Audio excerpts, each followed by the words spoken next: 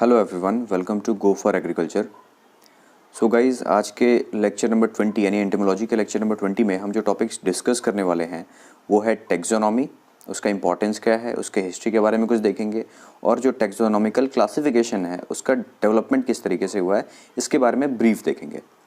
फिर जो हम सेकंड टॉपिक पढ़ेंगे वो है बाइनोमियल नोमेनक्लेचर, किसने दिया था, इसका सिस्टम क्या है, हम किस तरीके से इसको इम्प्लीमेंट करते हैं अपने रियल लाइफ सिस्टम में, या फिर जो हमारा बेसिक क्लासिफिकेशन है और जो नोमेनक्लेचर का जो तरीका है उसमें किस तरीके से इस नोमेनक्लेचर सिस्टम को इम्प्लीमेंट किया जाता है, उन सब के बारे में देखेंगे। और जो हमारा लास्ट टॉपिक होगा इस लेक्चर का, उसमें हम पढ़ेंगे definitions of the biotype, sub species, species, genus, family and order. सिर्फ इस टॉपिक पे हम डेफिनेशन ही नहीं देखने वाले हैं, इसमें हम देखेंगे कोई भी अगर आपको नाम दिया जाता है, कोई एक वर्ड दिया जाता है, तो उसको आप कैसे पहचानोगे कि वो एक सब स्पीसीज़ का नाम है या फिर स्पीसीज़ का नाम है या फिर किसी फैमिली का नाम है या फिर कोई ऑर्डर दे रखा है। तो उनको हम पहचानने की कोशिश करेंगे और उसका ट्रिक देखेंगे कि हम इसे कैसे पहचानते हैं। तो चलिए स्टार्ट करते हैं आज के लेक्चर को। और बहुत लोगों के मन में होगा कि सर आपने सर्कुलेटरी सिस्टम ऑफ इंसेक्ट को नहीं पढ़ाया है। तो ये जो सर्कुलेटरी सिस्टम है, जो लास्ट एक बच रहा है इंसेक्ट फिजियोलॉजी का चैप्टर, उसको मैं नेक्स्ट लेक्चर में कवर करूँगा। तो चलिए स्टार्ट करते हैं आज के लेक्चर को। तो जो हमारा फर्स्ट टॉपिक है वो है टेक्सोनॉमी। तो टेक्सोनॉमी क्या है? एक सब्जेक्ट है, एक ब्रांच है जिसमें हम क्या करते हैं, हम स्टडी करते हैं आइडेंटिफिकेशन का और क्लासिफिकेशन का लिविंग ऑर्गेनिज्म के बारे में। ठीक है, मतलब taxonomy is the process of identifying and classifying living organisms. अब लिविंग ऑर्गेनिजम्स में प्लांट भी आता है और एनिमल्स भी आते हैं। तो टेक्सोनॉमी एक बड़ा सा ब्रांच है जिसके अंदर हम आइडेंटिफिकेशन एंड क्लासिफिकेशन का काम करते हैं एनिमल्स एंड प्लांट्स का। ठीक है, अब जो देखो यहाँ पे दो वर्ड पे आपको फोकस करना है, एक आइडेंटिफाई और दूसरा क्लासिफाई। आइडेंटिफाई मतलब पहचानना और दूसरा उसको पहचान के वो किस कैटेगरी में या फिर किस ग्रुप में रखना है उस एनिमल को या फिर उस प्लांट को, वो हम पढ़ते हैं टेक्सोनॉमी के अंदर में। जैसे मान लो मैं आपको जस्ट इमेजिन बोलता हूँ काऊ। ठीक है, तो आप देखो अभी आपके सामने काऊ है नहीं, फिर भी आप इमेजिन कर पा रहे हो ना कि काऊ जो एनिमल है वो उसके कैसे, उसके दो सींग होती हैं, चार पैर होते हैं, एक पूंछ होता है। ठीक है, उसके मैमरी ग्लैंड्स होते हैं, तो आप उसको क्लासिफाई कर सकते हो एज अ मैमल्स। ठीक है, मैमल्स में भी आप कर सकते हो कि नहीं इस फैमिली में होनी चाहिए। ठीक है, तो आपका जो ये सोचने का तरीका, आपने सबसे पहले उसको कैसे आइडेंटिफाई करा, उसका नेमिंग कैसे करा आपने जैसे मैंने आपको बोला काऊ, तो आपने क्या किया, आइडेंटिफाई किया किस चीज से, उसमें बहुत सारी चीजें गौर करी, जैसे उसका एक टेल है, 4 लेग्स हैं। तो आइडेंटिफिकेशन जो होता है उसको हम किस तरीके से करते हैं, उसके कैरेक्टरिस्टिक्स को देख के किया जाता है। अभी गाय मैंने बोला तो आपने क्या देखा, 4 पैर, एक पूंछ, 2 सींग, तो ये इनके क्या हो गए, कैरेक्टर्स हो गए। तो सबसे पहले जो हम टेक्सोनॉमी में जो पहला स्टेप करते हैं वो होता है आइडेंटिफिकेशन। दूसरा, अब मैंने देखा कि 4 पैर हैं, 2 सींग है और एक पूंछ है, तो आप उसको क्लासिफाई कर रहे हो एज अ मैमल, क्यों, उसमें मैमरी ग्लैंड भी आपने देख रखा है। ठीक है, तो ये प्रोसेस होता है टेक्सोनॉमी के अंदर। तो आप दो चीजें याद रखना, टेक्सोनॉमी में आता है पहला आइडेंटिफिकेशन, दूसरा क्लासिफिकेशन। तो सेकंड पॉइंट लिखा है taxonomist study organism and identify them based on their characteristics. मैंने जैसे बताया कि कैरेक्टरिस्टिक्स के बेसिस पे इनको आइडेंटिफाई किया जाता है और फिर उनको क्या करते हैं, क्लासिफाई करते हैं। तो भी यहाँ बात आती है कौन से कैरेक्टर्स को देखते हैं, क्या सिर्फ मॉर्फोलॉजिकल कैरेक्टर्स यानी जो फिजिकली हमें बाहर दिख रहा है वो सिर्फ कैरेक्टर्स नहीं, ये जो कैरेक्टर्स होंगे वो या तो मॉर्फोलॉजिकली दिखें या फिर उनके जेनेटिक डिफरेंस के बेसिस पे भी करते हैं। मान लो मैं आपको कोई ऐसा नाम बोलूं जो आप नहीं जानते हो, या फिर ऐसे जानवर को बोलूं जो आप जिस एनिमल को नहीं पहचानते हो, तो क्या मैं उस एनिमल का नाम बोलूंगा तो क्या आप उसका जो इमेज है वो ब्रेन में बना पाओगे?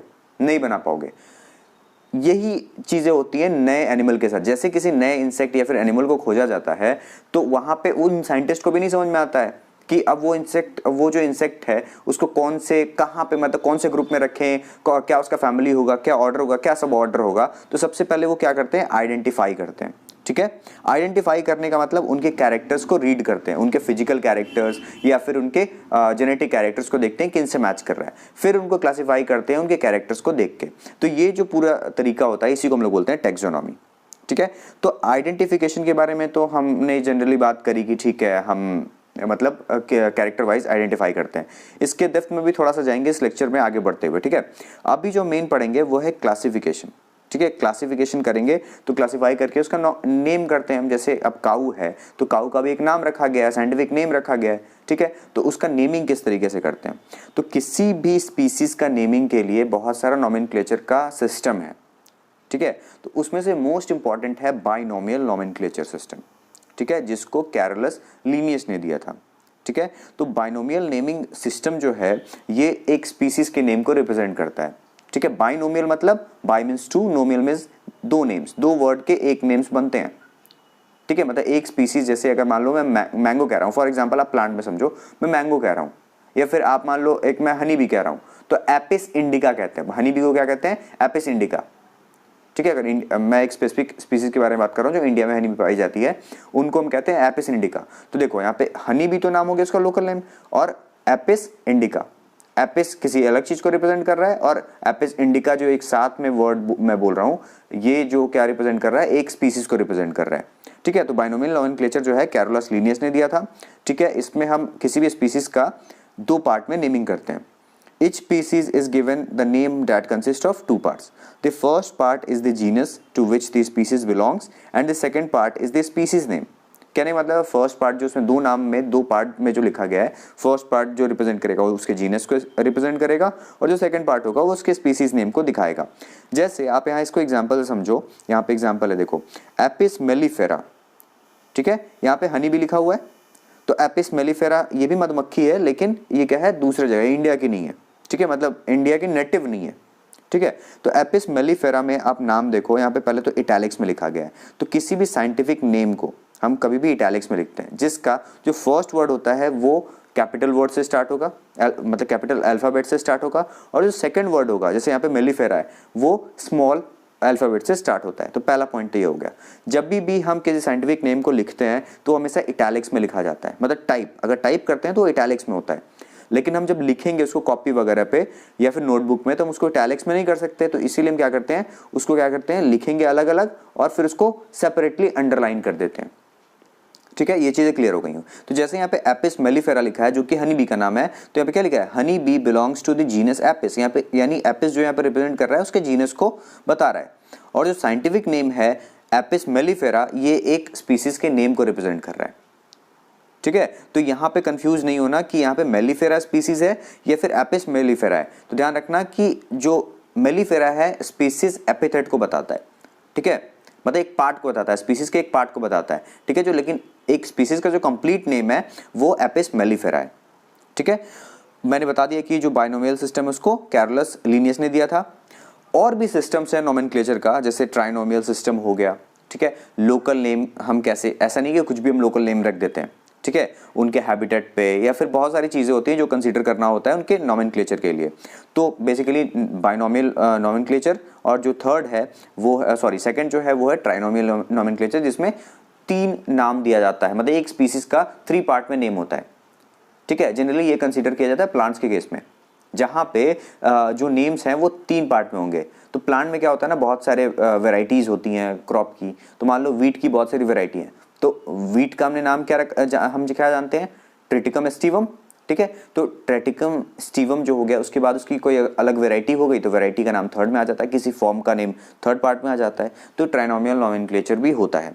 तो बेसिकली मेन जो है वो हम बाइनोमियल नोमेनक्लेचर ही पढ़ते हैं। रीज़न है कि वो मोस्ट प्रोमिनेंटली और डोमिनेंटली उसको यूज़ किया जाता है। अब जो आ रहा है, मैंने टैक्सोनॉमी में पहले बताया था कि आइडेंटिफिकेशन और क्लासिफिकेशन। तो अब जो हमारा मेन टॉपिक स्टार्ट होगा वो होगा बायोलॉजिकल क्लासिफिकेशन।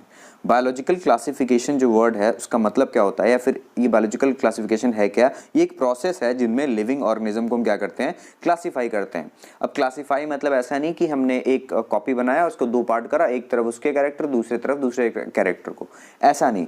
क्लासिफिकेशन मतलब हमने उसको ग्रेड वाइज बांटा है, मतलब किसी भी कोई भी स्पीसीज मिल रहा है तो उसका क्या होगा, एक ऑर्डर होगा। मतलब हम उसको पढ़ेंगे किसी भी स्पीसीज को, उसको डिस्ट्रीब्यूट करेंगे कि वो स्पीसीज का किंगडम क्या है, फाइलम क्या है, क्लास क्या है, ऑर्डर क्या है, फैमिली क्या है, जीनस क्या है, और लास्ट में तो जीनस के बाद आता है स्पीसीज। कहने का मतलब है क्लासिफिकेशन जो है, बायोलॉजिकल क्लासिफिकेशन है, वो एक हायरार्की के ऑर्डर में किया जाता है।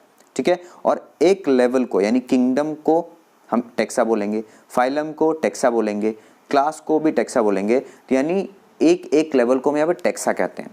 ठीक है, मतलब बायोलॉजिकल क्लासिफिकेशन के एक स्टेप को हम टेक्सा कहते हैं।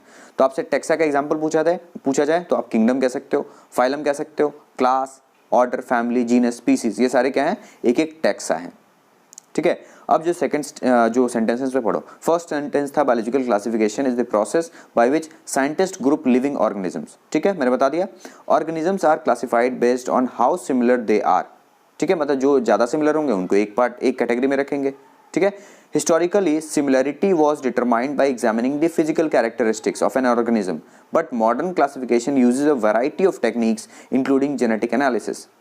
जैसे मैंने क्या बोला कि हम किसी के भी सिमिलैरिटी डिसिमिलैरिटी को कैसे पहले देखते थे, हम उनके मॉर्फोलॉजिकल यानी एक्सटर्नल कैरेक्टरिस्टिक्स को देख के हम बात करते थे, लेकिन अभी क्या है, हम उसमें जेनेटिक एनालिसिस को भी इंक्लूड करते हैं, ठीक है। Organisms are classified according to the system of 7 ranks, ठीक है। First kingdom, phylum, class, order, family, genus, species, ठीक है। सबसे बड़ा जो फाइला है, सबसे बड़ा जो क्लास है, क्लास नहीं बोलेंगे, सबसे बड़ा जो टेक्सा है वो किंगडम है, लेकिन इसमें सिमिलैरिटी जो होती है बहुत कम होती है, मतलब आपस में जो ऑर्गेनिजम्स होंगे एक किंगडम में, जो भी ऑर्गेनिजम्स आएंगे उनमें आपस में सिमिलैरिटी कम होगी, ठीक है। और जो सबसे लोएस्ट रैंक पे स्पीसीज, इनमें जो ऑर्गेनिज्म होंगे आपस में उनमें सिमिलैरिटी ज़्यादा होगी। जैसे एग्जाम्पल से मैं समझाता हूँ, एनिमल एक किंगडम है, तो एनिमल में एक फिश भी आती है, एनिमल में एक एलिफेंट भी आता है, तो दोनों जो ऑर्गेनिज्म देख रहे हो दोनों में कितना डिफरेंस है, ह्यूज डिफरेंस है। लेकिन आप एक स्पीसीज के बारे में बात करो, मैंजीफेरा इंडिका या फिर एपिस इंडिका, ठीक है, तो आप यहाँ पे जो फ्लाई देख रहे हो या फिर बी देख रहे हो, ठीक है, एपिस इंडिका, आप जो बी देख रहे हो, तो बी जो है आपस में हो सकता है कि बी की दूसरी वैरायटी आ जाए, ठीक है। स्पीसीज तो चेंज नहीं करेगा, एक वैरायटी मान लो बी की 2 वैरायटी है, जैसे मैंने बोला एपिस इंडिका और एपिस, यहाँ पे मैंने जैसे क्या बताया था, मेलिफेरा बताया था, तो एपिस मेलिफेरा होगा और एक होगा हमारा एपिस इंडिका, तो ये दोनों जो स्पीसीज हैं वो आपस में बहुत सिमिलर होंगी, तो इसीलिए जो लोएस्ट रैंक पे स्पीसीज है उनमें सिमिलरिटी ऑर्गेनिजम्स के बीच में बहुत ज़्यादा होता है और किंगडम में बहुत कम होता है। तो आप इसको बोल सकते हो कि सबसे ज़्यादा सिमिलरिटी स्पीसीज में, फिर जीनस में, फिर फैमिली में, मतलब ये डिक्रीजिंग ऑर्डर में मैं बोल रहा हूँ, ठीक है। और अगर पॉपुलेशन वाइज बोलेंगे तो किंगडम सबसे बड़ा होता है और स्पीसीज सबसे छोटा होता है। आई होप ये चीज़ें क्लियर हो गई होंगी। इसको एग्जांपल समझो, honey bee Apis mellifera would be classified as following way. अगर हम मधुमक्खी के बारे में बात करें तो हम जानते हैं वो क्या है, एक एनिमल है, ठीक है, तो उसका किंगडम क्या हो जाएगा, एनिमेलिया। फाइलम आर्थ्रोपोडा, जितने भी इंसेक्ट्स होते हैं उनको आर्थ्रोपोडा में रखते हैं। क्लास इंसेक्टा, ऑर्डर हाइमेनोप्टेरा, ठीक है, family Apidae, genus species name Apis mellifera, ठीक है। तो ये सारी चीज़ें क्या हैं, इसी तरीके से हम किसी भी स्पीसीज को क्लासीफाई करते हैं उनके किंगडम के बेसिस पे, ठीक है। अब जितने भी इंसेक्ट्स होंगे उनका क्लास क्या होगा, इंसेक्टा ही होगा, ठीक है। अभी जैसे यहाँ पे मैं हाउस फ्लाई के बारे में बात करता तो यहाँ पे क्या आ जाता है, डिप्टेरा आ जाता, ऑर्डर क्या हो जाता है, डिप्टेरा हो जाता। तो इस तरीके से किसी ऑर्गेनिज्म को क्लासीफाई करते हैं। इंपॉर्टेंट मार्क यहाँ पे आप ध्यान दो, 7 पॉइंट की जो नीचे लिखा हुआ है, species names are always written including the genus in either full or abbreviated form. Abbreviated मतलब शॉर्ट फॉर्म करके। फॉर एग्जांपल एपिस मेलिफेरा को हम ए डॉट मेलिफेरा भी लिख सकते हैं, ठीक है। ओके, आई होप ये चीज़ें अभी तक क्लियर हो गई होंगी। अब जो हमारा नेक्स्ट टॉपिक है वो है बायोटाइप। बायोटाइप मतलब क्या होता है, it is a group of organism having same और नियरली द सेम जीनोटाइप। ऐसे ऑर्गेनिजम्स जिनका जो जीनोटाइप है वो सिमिलर है, मतलब नियरली सिमिलर या फिर एकदम कह सकते हैं एग्जैक्टली सेम है, उनको हम क्या बोलेंगे, आपस में वो जो ग्रुप ऑफ ऑर्गेनिज्म होगा उनको हम क्या बोलेंगे, बायोटाइप बोलेंगे। Such as a particular strain of an insect species, ठीक है, जैसे हम ड्रोसोफिला का बहुत सारा स्ट्रेन देखते हैं ना, ठीक है, अगर उनमें उनका जो जीनोटाइप है एकदम सिमिलर है तो वो एक बायोटाइप कहलाएगा, ठीक है। सब स्पीसीज, देखो जो सब वर्ड होता है ना, एक टेक्सा को भी अगर फर्दर क्लासिफाई करना हुआ तो हम सब वर्ड का यूज करते हैं। जैसे अगर मैं बोलूं किंगडम, मैंने बोला, ठीक है, तो उसके नीचे अगर हम सब किंगडम बोलेंगे तो वो किंगडम का क्लासिफिकेशन हो जाएगा। फाइलम के नीचे सब फाइलम। तो ये जनरली जो हम क्लासिफिकेशन देखते हैं, सब क्लासिफिकेशन देखते हैं, वो हम प्लांटी किंगडम में देखते हैं। एनिमेलिया में सब क्लासिफिकेशन नहीं होता है, कहीं कहीं पे होता है, लेकिन जो मैक्सिमम है वो हम एनिमल किंगडम में देखते हैं। तो अब जो हमारा नेक्स्ट टॉपिक है वो है सब स्पीसीज। अब सबसे लोअर क्लासिफिकेशन से स्टार्ट कर रहे हैं, जो एनिमल्स में देखा जाता है वो है सब स्पीसीज। सब स्पीसीज क्या है, ए सब डिवीजन ऑफ स्पीसीज, ठीक है, usually inhabiting a particular area visibly different from other populations of the same species but still able to interbreed with them. कहने का मतलब क्या है, देखो स्पीसीज का डेफिनेशन ही क्या होता है, ऐसे दो ऑर्गेनिज्म जो आपस में ब्रीड कर पाए। आप इसको समझना, ठीक है, एक स्पीसीज मतलब आपस के दो ऑर्गेनिज्म क्या कर पाए, आपस में ब्रीड कर पाए। तो सब स्पीसीज एक ऐसा पार्ट है, मतलब एक ऐसा डिवीजन है स्पीसीज़ का जिसमें हम देखते हैं कि वो स्पीसीज़ जो है ना वो एक पार्टिकुलर एरिया का होगा। जैसे हम बियर बोलेंगे, अब बस समझने की कोशिश करना, मैं साइंटिफिकली इसको सोचने की जरूरत नहीं है, बस इसको समझने की कोशिश करना। मैंने बोला बियर, ठीक है, तो बियर तो एक स्पीसीज़ हो गया, लेकिन अगर हम बात करें उसके सब स्पीसीज़ के बारे में तो पोलर बियर हो गया, ठीक है, जो हमारे यहाँ बियर होता है वो हो गया। तो कहने का मतलब क्या है, वो एक स्पीसीज तो बियर है, लेकिन सब स्पीसीज क्या हो गया, पोलर बियर, नॉर्मल बियर, ये सारे इसमें क्या है, सब स्पीसीज है। दूसरा एग्जांपल आप बीटल से समझो, ठीक है। बीटल क्या होता है, आपने देखा होगा, बीटल जिनका जो विंग्स होता है स्क्लेरोटाइज्ड होता है, ठीक है। अब यहाँ पे बीटल ऑरेंज कलर की हैं, अफ्रीका में देखो तो ग्रीन कलर की हैं, कहीं पे येलो कलर की हैं, तो है स्पीसीज में क्या, बीटल्स, उनका साइंटिफिक नेम है। लेकिन कहने का क्या है कि इनकी अलग अलग स्पीसीज जो है वो अलग अलग रीजन में पाई जा रही हैं, तो उन्हीं को हम क्या कहते हैं, सब स्पीसीज कहते हैं। मतलब पार्टिकुलर एरिया में पाया जाएगा और visibly different from other populations of the same species, लेकिन आपस में वो क्या कर सकते हैं, सेक्सुअल कॉन्टैक्ट बना सकते हैं, यानी आपस में वो पॉपुलेशन को ग्रो कर सकते हैं, ठीक है। ए sub species further division of a species based on minor but constant differences in their structure, appearance, biology, ठीक है। स्ट्रक्चर वाइज बायोलॉजी यानी उनके मतलब हर चीज़ को कंसिडर करके बात किया जा रहा है, ठीक है। Individuals in different sub species will be morphologically और genetically different from one another but still capable of interbreeding and producing viable offspring. Viable मतलब जो आपस में फिर फर्दर रिप्रोड्यूस कर पाएँ। तो ये चीज़ें मैंने पहले बता दी हैं। अब आता है मेन स्पीसीज, जो कि ब्रॉडर क्लासिफिकेशन का सबसे लोएस्ट टेक्सा है। स्पीसीज क्या होता है, the basic unit of living things, ठीक है, याद रखना, एमसीक्यू में पूछा जा सकता है। Basic unit of living things क्या है, स्पीसीज है, consisting of A group of organisms या फिर individuals which all look more और लेस अलाइक, मतलब एकदम जो सिमिलर दिखते हैं, ठीक है, which can breed with each other to produce another generation of similar creatures, ठीक है। इनका स्पेशल प्रॉपर्टी क्या है, आपस में वो ब्रीड कर सकते हैं। आई होप ये समझ में आ गई होंगी। Species is the one of the 7 taxonomic rank used to classify the living organisms. A species can be defined as a group of organisms that can breed, produce fertile offspring. ठीक है, species क्या है, वो एक group of organism है जो कि आपस में ब्रीड कर सकता है और प्रोड्यूस कर सकता है फर्टाइल ऑफस्प्रिंग को। अगर हम इसके हिस्ट्री में अगर बात करें तो species are described by taxonomist and what is called a type specimen is cataloged and kept in museum or other collection where scientists can access it, ठीक है। अगर हम किसी स्पीसीज के बारे में पढ़ना चाहते हैं तो हम म्यूजियम वगैरह में या फिर कलेक्शन ऑफ साइंटिस्ट जो इन सब चीज़ों के बारे में कलेक्शन रखता है उनसे हम इन चीज़ के बारे में स्टडी कर सकते हैं। The type specimen can be compared with the other specimen to determine if they belong to the same species. कहने का मतलब है कि हमें स्पीसीज मैच करना होता है तो ये टाइप स्पेसिमेन का ही हम यूज़ करके क्या करते हैं, आपस में स्पेसिमेन के हेल्प से हम क्या करते हैं, डिटरमाइन करते हैं कि वो क्या जो हमने नया ऑर्गेनिज्म ढूंढा है वो सेम स्पीसीज से है या नहीं है। In modern taxonomy scientist now consider species to be a group of involving organisms and have moved away from the idea of historical type specimen representing the form of species. इनके technical words पे नहीं जाने का है, इसको समझना है कि इन मॉडर्न टैक्सोनॉमिक साइंटिस्ट क्या करते हैं कि स्पीसीज का एक ग्रुप बना लेते हैं जिसको मानते हैं कि वो ऑर्गेनिज्म जो है वो इवॉल्व करते करते ऐसा हो गया है, ठीक है। और जो पहले का ऐसा नहीं है कि आप बहुत पहले वाले से कंपेयर करोगे तो इंसेक्ट जो है इवॉल्व जल्दी करते हैं ना, तो उन्होंने इवॉल्व कर लिया, ऐसा नहीं कि वो स्पीसीज अलग है और ये स्पीसीज अलग है, ठीक है। तो वो बहुत सारी चीज़ों को कंसिडर करके ही फिर क्लासिफिकेशन करते हैं या फिर किसी स्पीसीज को नेम देते हैं। अब जो नेक्स्ट है वो है जीनस, थोड़ा सा हायर रैंक है स्पीसीज से ऊपर, जस्ट ऊपर वाला है, ठीक है। अब इसमें क्या होगा, एक जीनस के अंदर बहुत सारे स्पीसीज आएंगी, ठीक है, ये समझना है कि एक जीनस के अंदर बहुत सारे स्पीसीज, ठीक है। जैसे आप ऊपर समझो किंगडम फाइलम है ना, तो एक किंगडम के अंदर बहुत सारा फाइलम आता है, फिर फाइलम के नीचे क्या आता है, किंगडम फाइलम क्लास, तो क्लास के ये जो फाइलम है उसके अंदर बहुत सारा क्लास आता है। उसी तरीके से बहुत सारी स्पीसीज एक जीनस के अंदर आती हैं। जीनस क्या है, एक group of closely related species, ठीक है, क्लोजली रिलेटेड स्पीसीज को बोलते हैं क्या, genus. The name of genus is incorporated into the scientific names of all the member species, ठीक है।